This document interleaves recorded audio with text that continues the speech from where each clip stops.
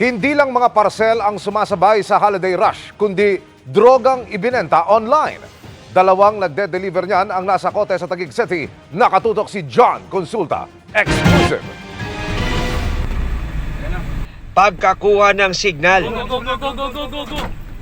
Pinalibutan ng mga tauhan ng Police Drug Enforcement Group o PDEG ang kotseng ito sa Taguig City. Ikaw, Amat, ikaw ay na-arresto namin sa sana pagbibenta ng illegal na droga. Naman naman yung sasabihin ay pagkakapag sa'yo. Huli sa akto ang dalawang suspect habang nagdi-deliver. Hindi na mga regalo, kundi droga sa undercover ng PDEG. Ayon sa intelligence report na nakuha natin sa ating mga operatiba, through mga messaging app at once na nagkaroon na ng magandang usapan or usapin or transaction para dito, doon na sila nagkakaroon ng palitan ng pera at ng mga illegal na kontrabando. Nagkakahalaga ng 3.4 million pesos ang shabu na na-recover sa dalawang suspect na dapat ay i-deliver sa ibang umorder para ngayong Pasko. Ito mga high-value individuals na nahuli natin.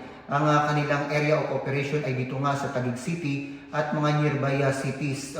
So dito sila, ito ang halos sa iniikutan ng kanilang network para dito sa pinagbabawal na droga na ito. Wala pang pahayag ang dalawang naaresto na nakakulong na sa Camp Bagong Diwa. Para sa GMA Integrated News, John Consulta, nakatutok 24 oras.